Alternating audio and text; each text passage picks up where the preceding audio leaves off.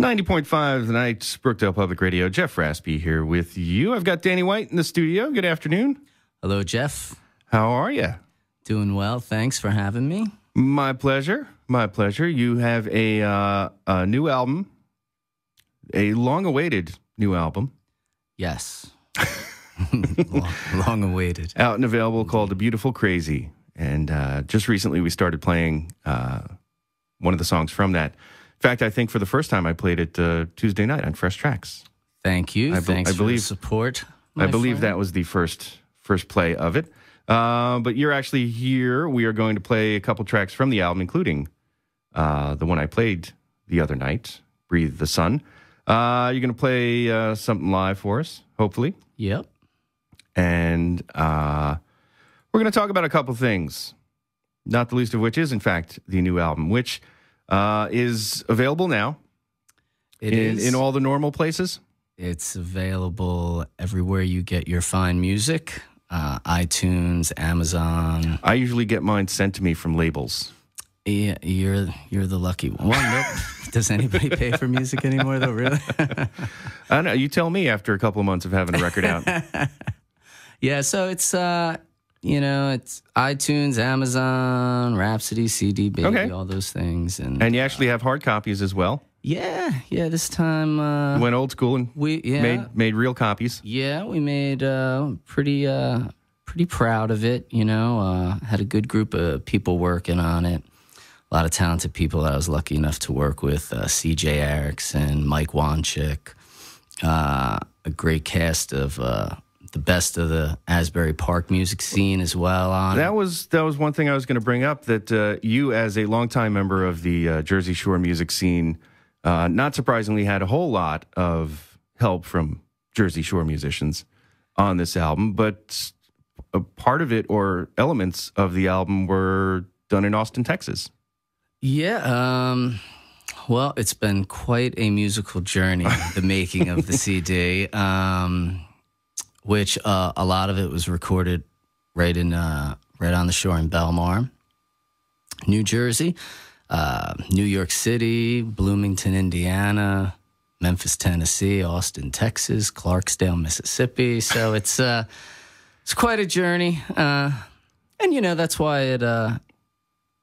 it took a little while to get out. But I have my own studio, so we were afforded the luxury of not looking at the clock, right, with the band. So me and the guys would just go in every day with Casey Zanowick, my engineer at the studio, who's sitting right to my right now. And,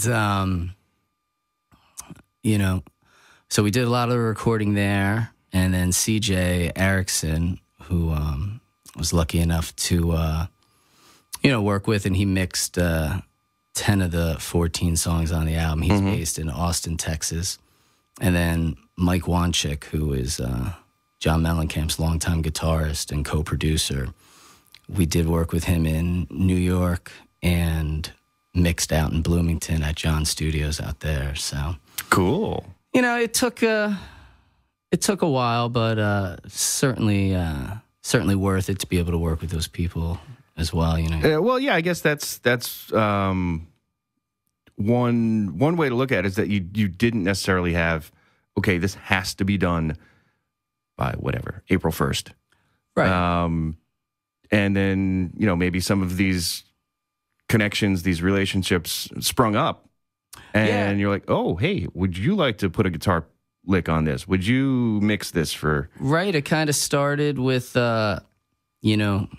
meeting Mike Wanchik, and then it went on to... I played a show with Ed Kwalachik from Live, and we just got to talking, and he was talking about his first solo disc that CJ was producing. So we were talking about my stuff, and he was like, well, why don't you give CJ a call? And I did that, and he agreed to work, and we got along great. And then, just as he said, my band was working on everything during the day, but then, we needed a gospel choir, and Leon Holmes was there with Deb Vaughn, and then I hooked up with Steve Jankowski, who owns Jankland Studios in West Belmar. the best studio around. And, he turned me on to a couple other people. And, Sarah Tomic, the great Sarah Tomic, is on drums. Miss Kerry Devine from Divine Sign, who happens to actually be to my left. She did some harmonies on it. Arlen Files, Keith McCarthy, a whole cast of Asbury. That's right. Musicians there that were kind enough to lend their talents to it. So cool. So we're gonna play something from the album. So now you were actually just telling me off the air as the song was fading out that that song is actually featured in the Light of Day movie. Yeah. Well, it's just around the corner. Just around the corner. The Bob Benjamin movie. Yeah, it's basically a documentary film on Bob and the origin of the Light of Day Foundation. And the guys, Steve Caniff and Jim Justice, did a great job making the movie. And they had called and wanted to know if I had any song that maybe they could use. And it's perfect timing. I had just got back from Austin and I had the final mix of that song in my hand. And I was like, guys, you're not going to believe this, but I actually have a final mix of a new song in my hand right now. And actually, I was thinking of Bob when I wrote that song and another one on the album, Some Say, lyrically. And I sent it out to them and they loved it, and it closes the film. Yeah, because I was when you said that, I kind of shocked myself, because I think I remember when listening to the album thinking, this sounds like a Light of Day song. And perhaps I've heard you sing it at Light of Day, and maybe that's why I thought that. But I actually had, until 45 seconds ago, did not know it was in the movie. See that we're connected here, Jeff. Yes. Because by some strange quirk of fate, I still haven't seen the movie. Well, we'll take care of that. Thank you. But I think you said they're showing it at this year's I believe there are going to be Bob more Fest. screenings of it at the Light of Day. Light of Day. It's a great movie. Everyone should check it out and make themselves aware of the Light of Day Foundation. Yeah, it's called Just Around the Corner. I believe trailers are available on YouTube if you... Yeah, you can see the trailers on YouTube,